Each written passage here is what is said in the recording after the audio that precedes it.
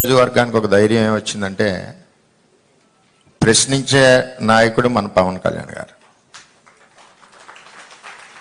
అంటే ఉప ముఖ్యమంత్రి అయ్యారు కదా, ప్రశ్నించరని అనుకోవద్దు. ఆయన ప్రశ్నించడం అన్నది పవన్ కళ్యాణ్ గారి యొక్క తమ్మురులు. దానివల్ల ఏంటంటే పేదవాడికి ఉపయోగం కలుగుద్ది ఏ సమస్య ఉన్నా.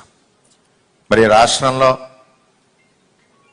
ఓటు చేయకూడదని ఒక పిలుపుతో ఈ రాష్ట్ర భవిష్యత్తునే మార్చిన నాయకులు పవన్ కళ్యాణ్ గారు, చంద్రబాబు నాయుడు గారు. మరి ఈరోజు రాష్ట్ర పరిస్థితి, ఆర్థిక పరిస్థితి మనం చూస్తూ ఉన్నాం. మొన్నే రివ్యూ చేస్తే రూరల్ డెవలప్మెంట్లో 2000 కోట్లకి సమాధానం లేదు మన కళ్యాణ్ గారు రివ్యూ చేసినప్పుడు. అంత దారుణమైన పరిస్థితుల్లో రాష్ట్రం ఉంది.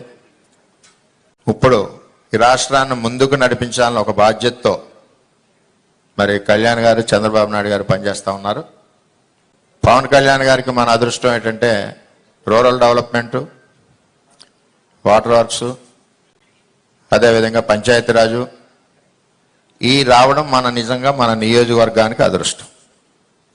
అలాగే కళ్యాణ్ గారు ఎలక్షన్లో బాగా దగ్గరగా చూశారు మత్స్యకార గ్రామాలు.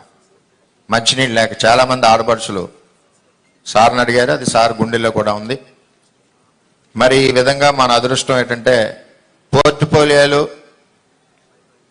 మన కళ్యాణ్ గారి చేతిలోనే ఉన్నాయి.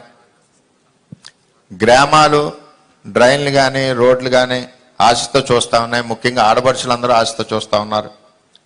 వీటన్నిటి మీద మనకి చాలా మేలు జరుగుద్దని ఒక ఆలోచనతో ఉన్నాం. అదేవిధంగా పెన్షన్లు ఇదివరకు ప్రభుత్వం 4 నెలలకో సంవత్సరానికో 200 రూపాయలు పెంచినా అది ఉపయోగకరంగా లేకపోవడం. మరి ఒకేసారి నిర్ణయం తీసుకున్నారు, 3వ సంతకంగా 1000 రూపాయలు కూడా ఒకేసారి ఆర్థిక ఇబ్బందుల్లో పెంచడం అంటే పేదవాడి మీద ఎంత అభిమానం ఉందన్నది మనం తెలుసుకోవాలి. ఇందాక కలెక్టర్ గారు చెప్పినట్టు జాయింట్ ప్రాపర్టీస్ మీద చాలా మందికి పెన్షన్లు రావట్లేదు. రెండవది, భర్త డైవర్స్ ఇవ్వకుండా కనపడకుండా పోయిన వాళ్ళు చాలామంది నియోజకవర్గంలో ఒక 100 మంది పైన ఉన్నారు నా దృష్టిలో. వాటి మీద కూడా ఒక నిర్ణయం తీసుకోవాల్సిన బాధ్యత ఉంది. ఎంచేతంటే భర్త రావట్లేదు,